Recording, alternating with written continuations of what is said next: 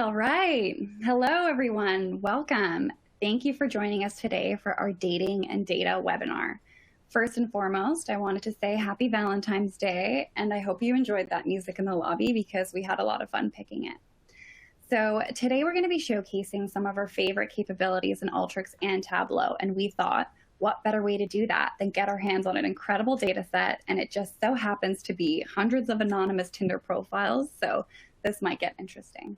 But before we get started, I noticed a lot of familiar names on here, so you might be seeing that things are looking a little different this time around. I wanted to introduce you to our new webinar platform in this panel here. So everything you see in front of you, you can interact with, you can move the windows around, you can enlarge them, you can close them. But I did want to bring your attention to the question panel on the left-hand side there. You can put your questions in there and we'll do our best to get to those at the end. So I wanted to get a sense of our audience here today and just see how many of you are currently using any dating apps. And just to let you know, this is totally anonymous, but I did want to get a sense of that. So we'll take a couple seconds to fill this in and let me know.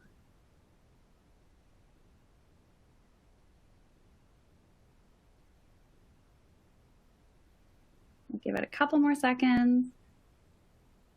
For those of you that did submit yes, this one will be for you.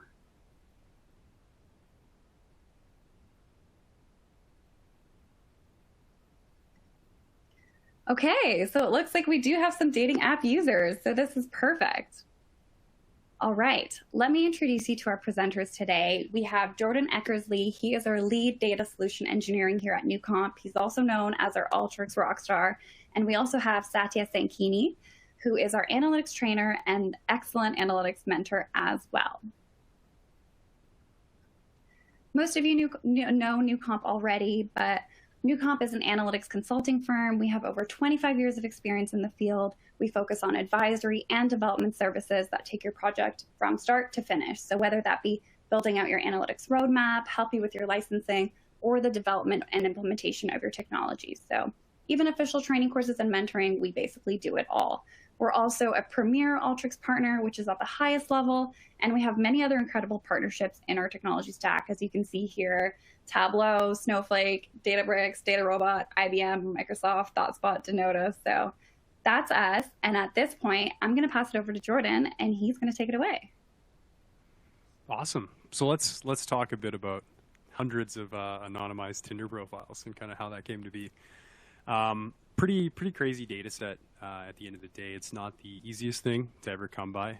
I did a lot of Googling, and there's all kinds of websites out there, particularly in this case, swipestat.io, a little bit of a shout out, that does these amazing visuals around Tinder, but they have massive amounts of information. Obviously, you know, asking all my friends, I could come up with like 10 profiles, and it's pretty hard to draw comparisons across, 10 sort of profiles that are disjointed from each other.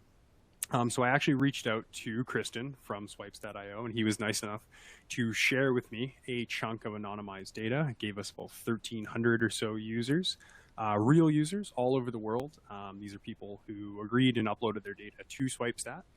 So again, swipestat.io, thank you for the data set. If you guys want to check them out, they do all kinds of really cool stuff. You can generate your own Tinder data set and add it to their database. And find out, all kinds of things of like how you compare to other people within demographics and all kinds of information. So that being said, obviously this contains all kinds of information. It's in JSON format. It's a little bit tricky to deal with. And we're going to go about showing you in Alteryx and TABLEAU how you might actually deal with some of these problems if you never have before. So with that, we'll kind of get into the Alteryx platform itself. And the Alteryx platform is kind of my bread and butter, if you will. I like to think of, you can take any bit of data, semi-structured or structured, even getting into the unstructured space now, and apply things like geospatial or data blending, data prepping and profiling. Lots of companies just, aggregating data together and organizing it into one thing, all the way up to, predictive Python models, Python development, R scripts. Kind of, I've seen orchestration through GitHub almost, if you can think about it, there's generally a way that Alteryx can go about aggregating that data and then passing it off to whatever you want to consume it in, be that another bot. Maybe it prepares a list for a bot to go out, or an API or a curl call, or as simple as dumping that to Excel and consuming it how you consume any other Excel reports.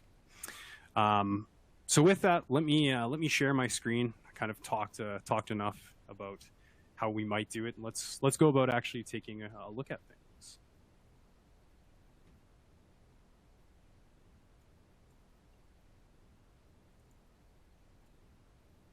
Okay. So with any luck, you should see my screen with a giant Tinder data structure overview, because these are some of the concepts we're going to be talking about today and what we're pulling from. So if you've never seen JSON, it's kind of a structured, semi-structured format. Could contain information, could not. But generally, this is all the information that we're containing inside of these profiles. And what I wanted to look for is generally inside of users or conversation meta or conversations data. And I'm not going to worry about these other structures. So with that, here is our JSON file. And as you can see, there is 13.5 million rows of data. I won't do it all live for you just for the sake of time, but there is a ton of data inside of here. Alteryx is extremely fast at processing that data.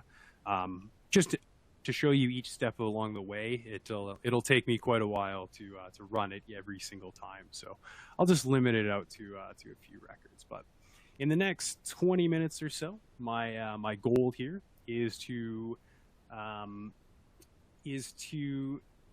go about parsing out this JSON file. So I want to pull out key information from it, maybe create some grouping profiles and fields with that, pull out different usable bits of information based on filters or formulas that I'll write, and then pivot that data into usable data structures and everything like that, so we can kick it out and actually visualize something other than just looking at it in a table. So first and foremost, we can see there's all kinds of information here, but it's a very, very tall table and not much I can do with it. I do notice, though, that the 0 here is a grouping, and then we have an action and a date. So what I want to do is I want to pull apart these data structures. There's lots of different ways I could do so, but a really nice, simple way would be something like a text-to-columns tool. And on that JSON, I could split that period into something like 3 different structures. So I'll do it one time just so you can see how quick it actually does 13.5 million rows live. So there you go. In 10 seconds there, I parsed out 13.5 million different bits of information. I am going to put a, let's say, sample tool in there. And we'll just look at, I don't know, 1 in every 10 records or something like that. 1 in every 100 records, maybe. So as you can see, it's a pretty dynamic tool, right? I can create things before my steps, after. Can kind of do it in any step that I'd like. So now that I've parsed out these workflows here, some of the bits of information I want to gather from inside of them are those things we saw, like user IDs. I want to categorize who a user is so I can see that this is their user ID. Another bit of information, if I were to search inside of here, that's captured is obviously their gender, whether they're male or female, and whether I want to grab that bit of information as well. So a pretty simple way of doing that, we could write just a very easy to use formula. And I could just create a couple different grouping fields. And I could create a new field such as gender and say if I know that the gender column is contained in this 3rd row here, just from parsing it. So we're going to say if in this 3rd column here, if it equals the word gender, then we're going to use the value from this JSON value string, which will be where it's male or female. And we'll show that here. Else, we're just going to leave it blank, and we'll end our if statement. I'm also going to create an almost identical statement for the user ID. And I'm just going to say if the 2nd column here contains the word underscore ID. So if we look at the very top, if it is equal to underscore ID, then we'll create a new column called the user ID. And if I run that, we can see there's our user ID column. And somewhere in here, I'm sure somewhere along the line, we would find where the gender had been copied over as well. So now what I want to do is actually tag every bit of information with who they were, and so I can pivot this and group by that. Again, a really easy way to do so is something like a multi-row formula. I know this is a huge thing to do in SQL. And we just want to update an existing field here. And we want to update that user ID field. We don't need to group by or anything like that. And I'm again going to write a really simple expression here. And all it says is if this column here, so if my user ID is blank, then copy it from the row above. And what this will go about doing is tagging all of this information until it hits a new user ID, and then it'll go about tagging that new user ID on all other bits of information. So we can see all of this is now tagged to this particular user. So that's great. Our data structure is growing here. The other thing I wanted to do was summarize and do the same thing in this gender field. Just to show you guys maybe a different way of doing so, I could drag out something like a summarize tool. What I could do is group by our newly created user ID and group by their gender. Now the issue that arises is I'm going to get 2 records for each person here.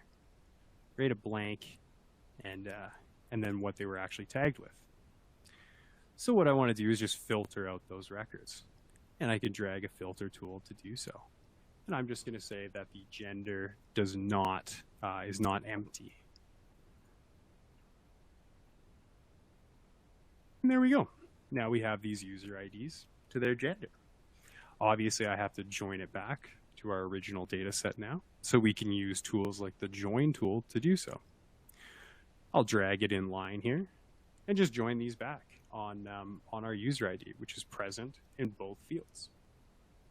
I don't need this left gender field anymore because it's probably blank in some cases, and I don't really need this right user ID anymore. And I can just call this gender now. So if I were to run this here, now we can see this user ID is a female, and here's all her different actions. On this day, right, this user ID, who was female, sent a message to user 61. It was their second message, et cetera, right? We can draw all sorts of different groupings from this now. So one of them that I wanted to look at was the sent date. Looking at our different columns here, I notice that I can see there's more information here. Messages, right, 14 sent date. What I actually want to do is go back and increase this and parse it out further. Just to show you the flexibility of Alteryx, I've taken all kinds of steps after this. I'm changing something at the beginning of my workflow, and nothing about the ending changes. I still have my user ID, I still have my grouping, and now I even have further information. And that's again from breaking down this, this JSON data structure. Okay, so I noticed that sent date. I can see their messages being sent. So maybe I wanted to know about these users and how they're sending messages to different users. So I'm going to drag out a filter here, and I just want to look where sent date is in this 6 column. So obviously I could probably give a better name to it, but I'm going to say column 6 equals sent date. Now I have all of the sent messages from the particular user. So I have 25,000 sent messages. Fantastic.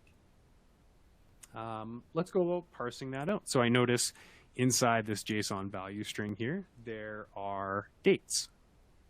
Every single one has a date, and that's when it was sent. Unfortunately, that date is stored in a vstring type format. So maybe I wanted to parse that out and kind of go about changing it into a real date. I definitely could do so.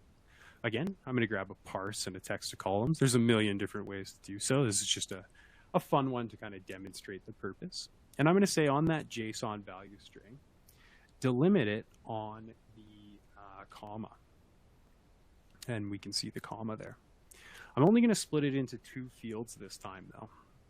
And what that'll give me is, again, another JSON value strings here with the first day, or what day it was, and then a date time here. So sadly, I got to change a bit of data in here, right? If we're talking even Excel terms, right? Everything can't be stored in a string. I maybe want to add and concatenate things together in different ways. So I'm going to drag out a select tool here and change some data types to more usable formats. I see that 1 is a number, so I'm going to change it to a double. I also see the same of 3, 5, right? So let's change 3 to a double, 5 to a double, and we could pick the smaller data types and things like that. But so now that those are all a proper data type, you can probably guess that I'm going to want to do some formulas with them and concatenate and add things together. And that would be correct. So that's exactly what I want to do. So first things first is I want to change out this JSON value string. I want to clean it up a little bit. So I'm going to update this JSON value string to field. And what I want to do with it is I just want the left, I want it to trim it first, sorry. And what that'll do is it'll just get rid of all of the white space around that field. So if I run that, we can see that white space disappears. The wonderful part about a JSON or a formula tool, sorry, is that I can now reference this in another formula in the same tool. So if I now reference another function, maybe the left 11 of this JSON value string, it's actually going to first trim it and then take the left 11 values. And what we'll see now is something much more like a date.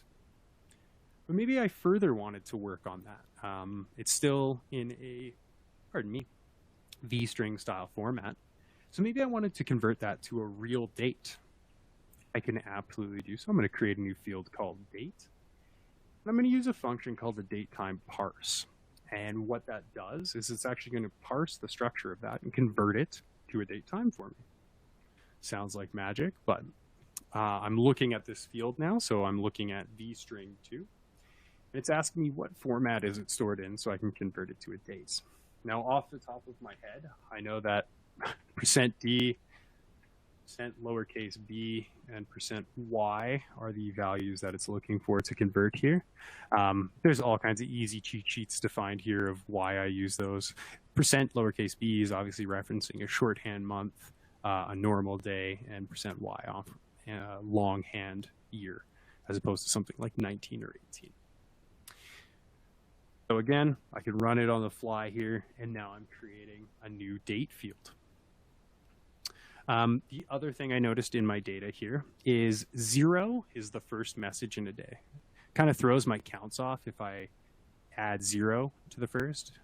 So what I want to do is increment that by 1, so their first message is worth 1. And what I'll do there is just say value field 5 plus 1. Because it's a double, we can absolutely do so. And there we go. Now we have a date field. And you can see their messages are now starting at the value of 1. So we have a whole bunch of usable information here.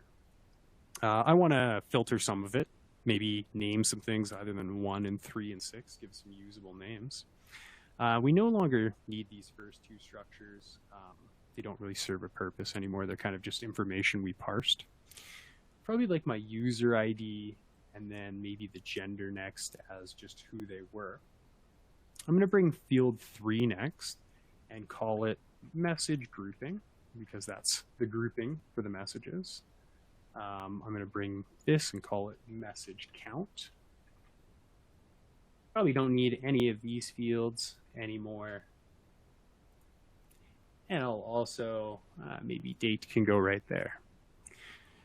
And now we have a pretty structured little report. Here's our user, what gender they were, what date, who they sent messages to, and how many messages. So to user 24, this particular female on this date sent 10 messages. Pretty cool.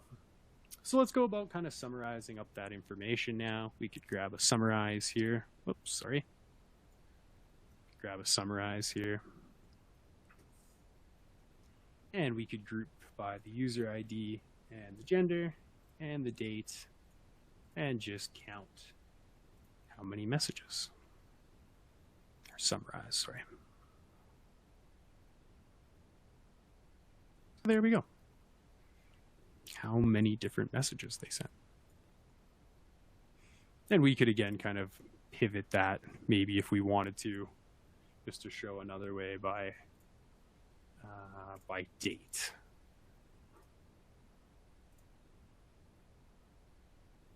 And there we go. Great, so following along the path there. Maybe another one that I really quickly wanted to take out was all of the user information. I noticed one thing about here scrolling through is after all this conversation history, there's actually user information about users, like these app opens and things like that. So branching off, which is kind of a neat way of doing things, I could prepare a whole nother report. I have about 5 minutes left, so I might have to go a little quick. What I'm going to say is that field 2 contains user. When we look, field 2 containing user or user ID, here's all kinds of information about particular users. What their jobs, their gender, their city, whether they have their Spotify connected. Maybe we wanted to do an analysis of, having your music. Does that lead to more matches or something like that? You absolutely could do that from this data set. I do find it a little bit hard to read in the format that it's in, so I again want to cross-tab this and make it kind of a wider data set. I'm going to group by their user ID, because that's a pretty good way of figuring out who somebody is. And just set 3, so what their gender, job, Spotify, all of those are going to become my new column headers. And then the values inside of JSON value string will become the new column data. Right, so again, just a few users that I took in here, and we have all kinds of information about them and their different preferences. So fantastic, we're getting somewhere now. Let's go about matching that with some different information, maybe something about their matches. So I want to add match information up to the structure here. So out of this same kind of sent data here, I'm going to look for more information. And one of them, which happens to be in column 4 here, is match ID that we can see. And what this tells us is just, it's a match, how many matches they had. It's the beginning of that thread, if you will. So I'm going to say in column 4, I want to see these match IDs. And there they are. So what I can do is, again, kind of summarizing and grouping that together. Take what's true here for match IDs. And I could group by the user ID, the gender, so grouping by these, and then counting the distinct number of matches. And that would be the JSON value string, count distinct. So there we go. We can see how many matches these different people had. And if I wanted to add that now back to my other bits of information, I absolutely could. Same concept, we can just join it back. Again, user ID obviously being a great grouping field here. We don't need some of these null and duplicate fields. We don't need that duplicate gender field as well. Right, and if we ran that, here we go. We have the user ID, what their gender is. I definitely should have obviously given this a way better title, like number of matches, so we can all agree what we're talking about here. So number of matches, age filters, all kinds of different information contained in that JSON. So obviously I took a very small subset of this data just to show I could, even if I wanted to, maybe delete and connect around here as I just talk, and we'll do it against the whole data set. But it's great that I can generate these tables and all kinds of stuff, right? In the last 25 minutes, we've parsed out information from JSON, which is not an easy structure to work with if you're not familiar. Created different grouping fields and categories, summarized data, we joined that back together, parsed out different bits of the JSON string to create different meaningful data points for that user. And then now we're joining that all back together to create a couple different reports, right? Daily messages and maybe user reports. But what's more important is how people consume that. And what I found so fascinating about swipes.io is giving those visual dashboards. So kind of with all these bits of information, I wanted to send it over to Satya and have her visualize it. I could inherently look at tables all day and pull out bits that I found interesting, but we wanted to see kind of collaboratively what we found interesting about that and if there were any findings. So as this finishes, right, we did 13.5 million rows in just under a minute. And as you can see now, we have tons of information. We have 1,200 users basically, and their daily information. So I wanted to hand it over to Satya now, and she's going to show you how we might go about visualizing this, how we might actually bring this to life. Well, thanks, Jordan. Let's now use the data that Jordan has prepped for us and build some visualizations in Tableau and discover some fun hidden insights. Just a quick note, Tableau is my bread and butter, and it's the best kind you could get for your analytics needs. Anyway, before we begin working on that amazing tool, here's a quick overview of what Tableau actually is. So it's a leading data visualization tool, and it does have many desirable, unique features. It's a powerful data discovery and also exploration application that allows you to answer some very important questions about your data. Here are some of the quick features of Tableau.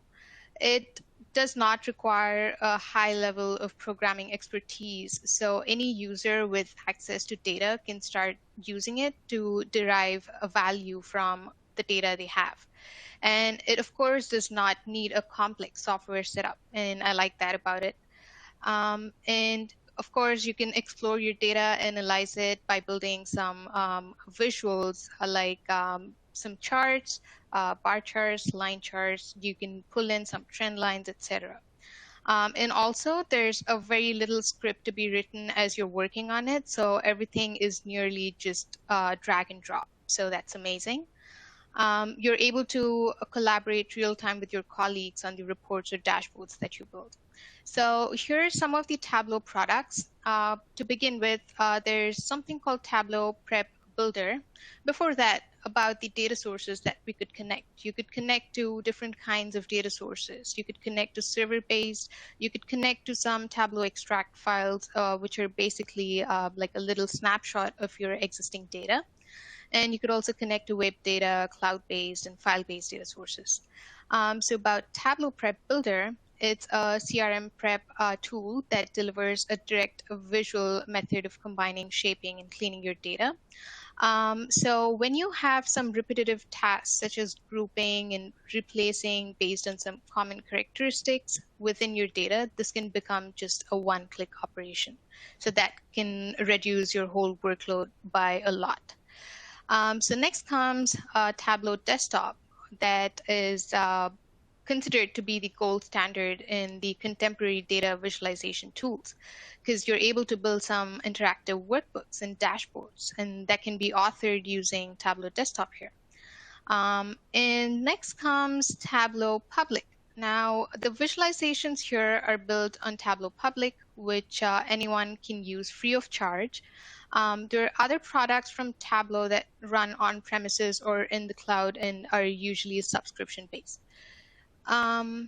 So there's something called Tableau Online as well. So this Tableau Analytics platform is hosted in the cloud with no hardware or server to maintain. So anyone with permission can access it using a browser or a mobile app. So moving on, we have Tableau Server that enables users to publish dashboards they create on Tableau Desktop. And it does make it very easy to securely distribute some interactive workbooks to relevant stakeholders. So that in turn is making sharing and collaboration simple and decision-making more inclusive. So that's about Tableau. Oh, a quick app that I missed here is Tableau Mobile, that you can use to access your dashboards or reports. And it's a free app that you can download on your mobile devices. So let's move forward. Let's begin working on Tableau. I'm quickly going to share my screen here. Oops.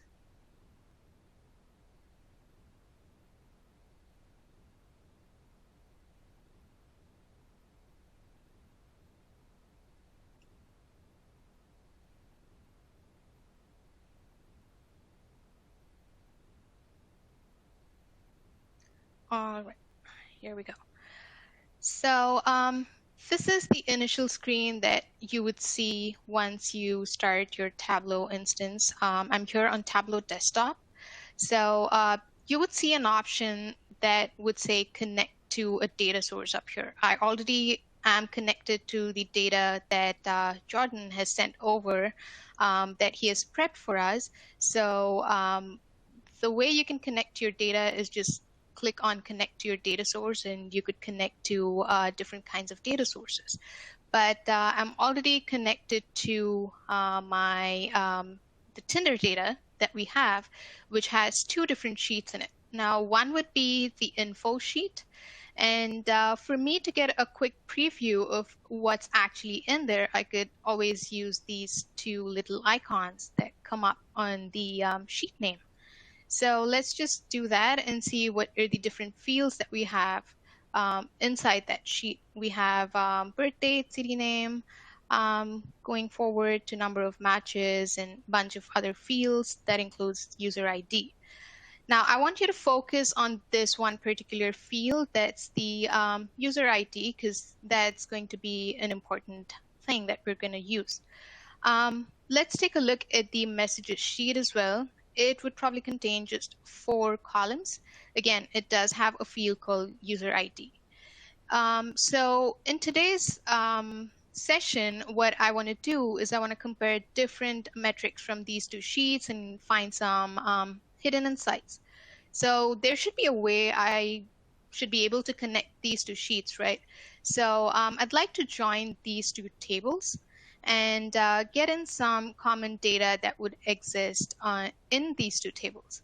Now, for me to do that, I would have to drag in or just double click on my first sheet that I already did. So you would see something that would represent like a little rectangle with the sheet name inside of it. Now, because I want to join my second table as well, all I would have to do is click on this this little arrow pointing downwards, open that up, and bring in my messages sheet or table as well. And then you would see something like a little Venn diagram there. So just click on that once, and it would give you the key or the main source of connection between these two tables, which here is my user ID. And because I already made this connection, we're good to go. So I'm just going to quickly close this up. And I'm going to move on to my first worksheet. So at the bottom here, you can see different names that I have here for my different worksheets. So let's begin with the first one. OK, so before I actually build some of this, I quickly want to point out some fields here on to the left in my data pane. You can see the country field that has a little globe icon. That means Tableau actually geocodes some of the data fields that are in there in your data set. Now, I do have city name, but it does not have a globe icon. So maybe I can change that to assign a geographic role to it.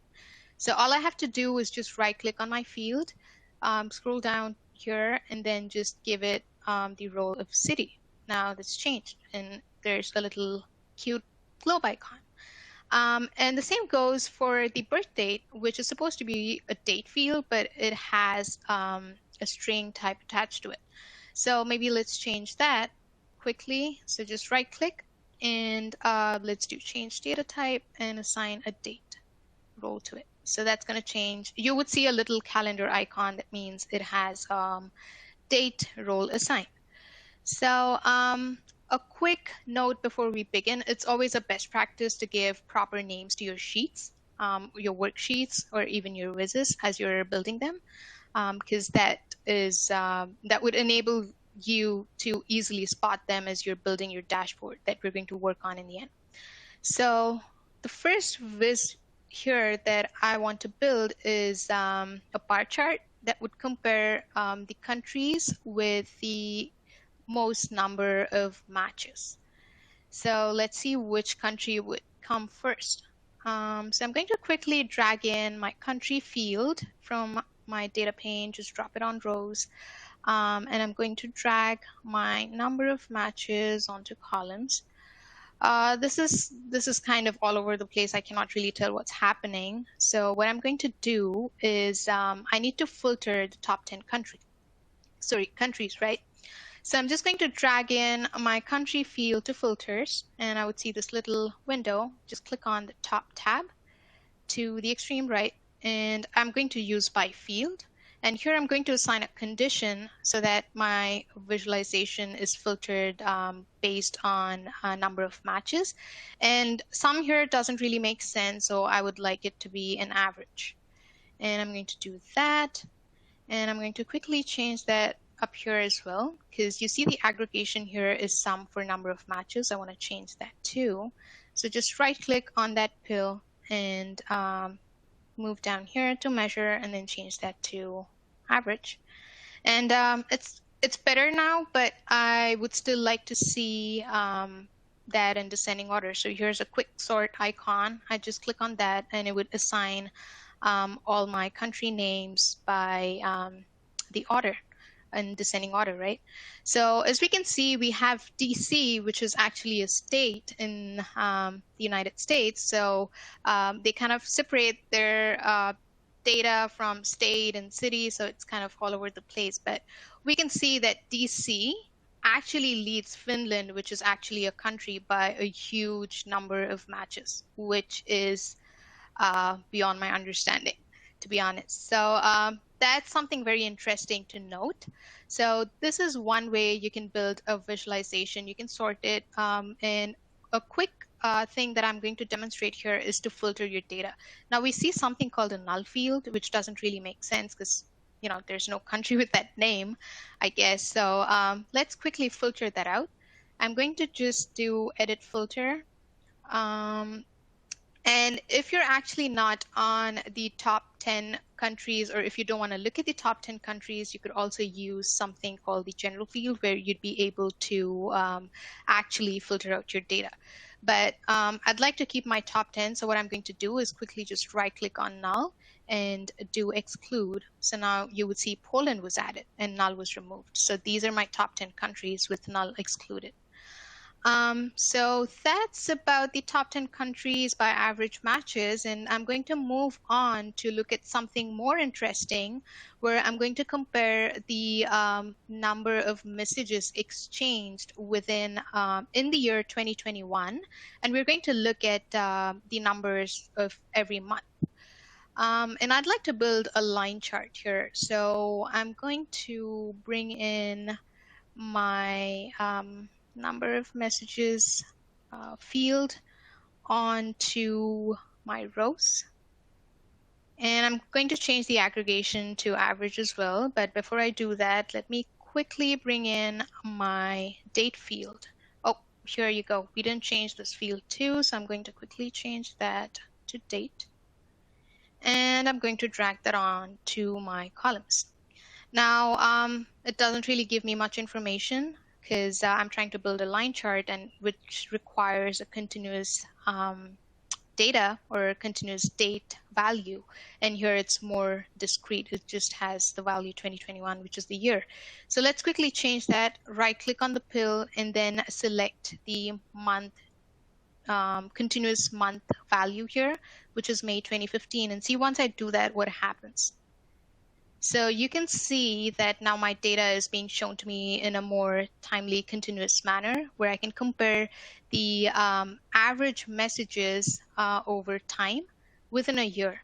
Now, what's more interesting is that the month of Feb in 2021 seems to be the month that leads with the highest number of average messages that has been exchanged, and I wonder why is that.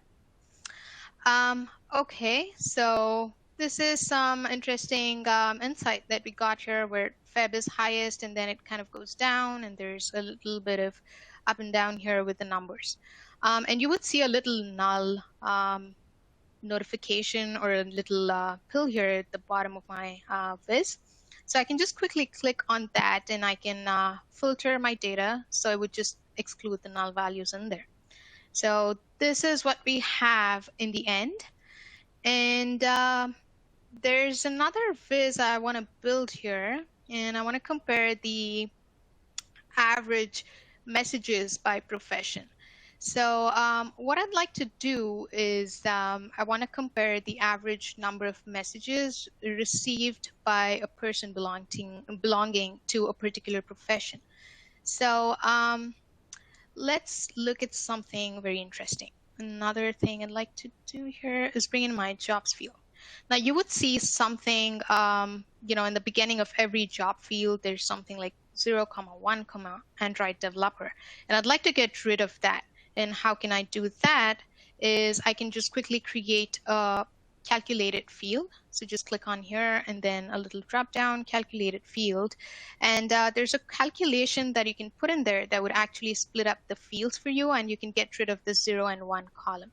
So I already built one. Let me quickly bring that up. So here's the formula that I've used to split my job field. I just quickly give it a nice name. And I used a function called trim and split that would split the first two values based on a delimiter comma that's been used there. So once I do that and I click on OK, I have my job description field. So let's now bring that onto my rows and see what happens. So now I have everything in a better way and looks much cleaner. So I have my field here, the job description field, and I'm going to bring in average messages first, or the number of messages first. And I'm going to place it on my columns, and you would see a bar chart again. And because I'm trying to compare my number of matches as well, I just drag that on into the axis. And that would create two bar charts or two bars for each of the job descriptions, one giving me the number of messages and the other one giving me the number of matches. Let's quickly change those aggregations to average again. But still, it doesn't really give me a lot of information. I'd like to actually compare them as a bar and bar chart. Now, one way to do that is to just drag in this measure names pill, which contains the names of all the fields that you've used in your visual, and drag it onto color, see what happens. Now there's a stack bar, but I actually wanted a bar in bar chart. So I'm going to drag another instance of my measure names onto size. And now there's, it looks much better, but let's see if we have our stack marks. Okay, so our stack marks here on the analysis pane are off, which is good. So maybe I'll just sort these out in descending order. Now, this is a really nice way to compare data when you're looking at fields. Let's say you're comparing data from 2016 to 2017, but in fact, your whole data set contains data for 12 to 20. So this would be a nice way to just compare 16 and 17's data by creating two different calculations, one for 16, one for 17, and then just use those in here and build an amazing visualization. Another quick thing, you can also customize these colors, right? You can just click on this legend for the measure names, and you can do edit colors. And then you can select each of these measures and assign them a different color. And as I do that, I have this. And there's something called a tooltip where you can actually see what you're actually looking at.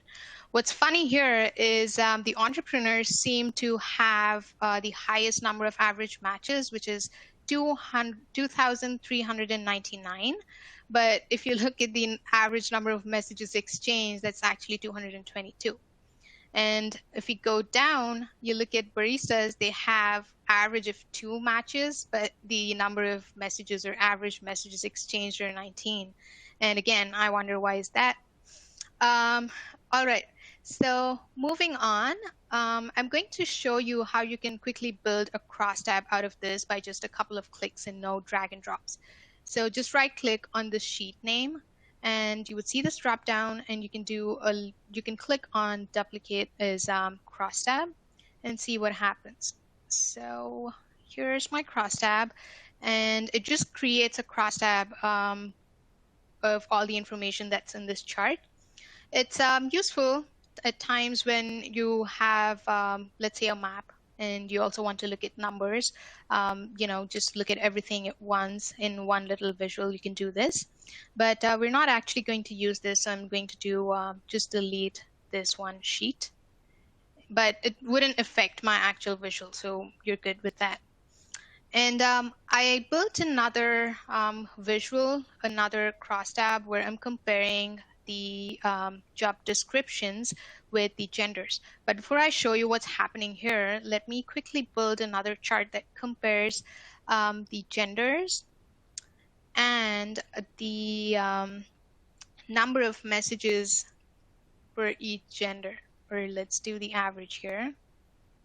And what's funny is that males, again, have the highest average messages sent out compared to the females by, let's say, 10 numbers. So I want to dig further into this. Maybe I want to look at how, what profession males are getting more number of messages or sending out more number of messages. So let's do that by going on to this crosstab that I have. So we can do this. Oops. All right, so we can see it's almost the same information that we were looking at previously, where entrepreneurs have the highest average of matches, but one difference compared to what the other chart was doing is that we have the job descriptions broken down by genders. Here, all of our information is almost same in most of the charts, but this can be useful when you have, let's say, superstore or a supermarket sales data, or even a company sales data. So these are different ways you can granularize your data, build visits out of it, and in the end you can build an amazing dashboard, which I'm going to do next. So to build a dashboard, you would have to select on this little icon with 4 little squares, and it would open up a new dashboard sheet like this. And I already have one that I created. So I have my sheets that compares average matches and messages by profession. And there's something, the crosstab that we were looking at, the average number of messages exchanged by profession for males. And I do have my amazing line chart with Feb leading in the numbers. So I'm just going to drag in my top 10 countries chart and see how what happens when I do that. So as soon as I drag that on, you can see these little gray tiles in the background, right? So I just drop it and you can actually look at all the data here. But I cannot. So if I have it like this, it gives me a little scroll bar, but I just have top 10 countries and I'd like to look at all of those at once. So I would have to adjust the way this visual is fit into this little tile. So I would have to just have my visual selected, go up here to this little drop down, to the fit drop down, and then just select entire view. And once I do that, you can actually see that now I can look at DC to Poland all at once, and I don't have to scroll down anymore, which was kind of annoying. So there's something called measure names up here, which I'm going to get rid of because I think the tooltip would be good enough for this visual, and just going to arrange these. Let's deal with. And that is how you build different visits and build a dashboard. And since we're on Tableau desktop, we can actually publish this to have, let's say if I'm building this for my company, I'd like to have my boss collaborate on this with me, and I can just publish that. And have him look at it and give me some feedback, or we can just do some analysis together on these dashboards and visits. So I'm quickly going to pass it back on to my colleague Jordan, who would take this down further. Yeah, so just showing that that dashboard there. Digging into it, I found some of the things that that Satya was highlighting so interesting in that, like that, you know, entrepreneurs are getting more messages, that males are sending more messages on average than females by quite a vast margin, right? Almost like a 2/3 kind of thing. You know, looking in that February is by far the most busy month in terms of the data we were looking at in 2021.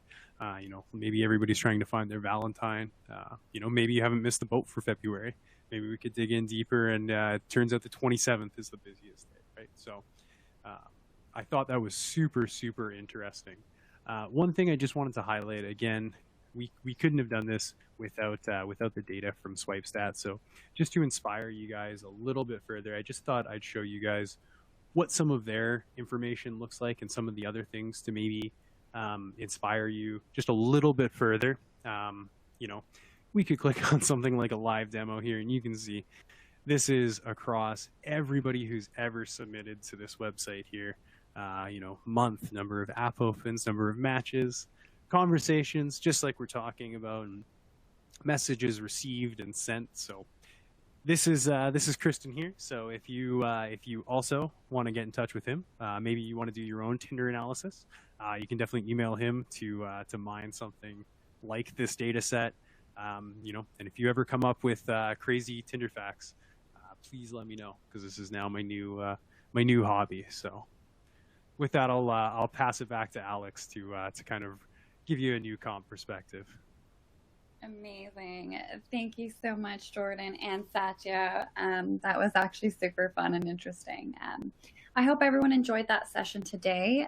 Before we wrap, I wanted to share with you, we offer 1 hour free mentoring. We do this for all our webinar attendees.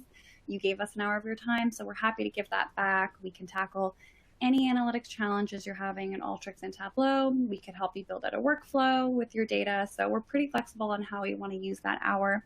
You can find that actually on the right-hand side in the related content section there that says book your free 1 hour trial mentoring.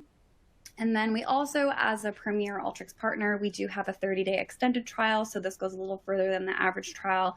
You also have access to that at the bottom in your blue box there that says your free trial. And yeah, so feel free to combine that with the 1 hour mentoring session, and we could really make some magic happen there. And I'm going to just check if we have any questions. It doesn't look like it.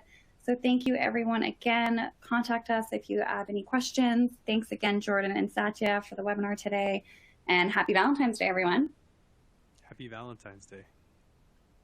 Take care.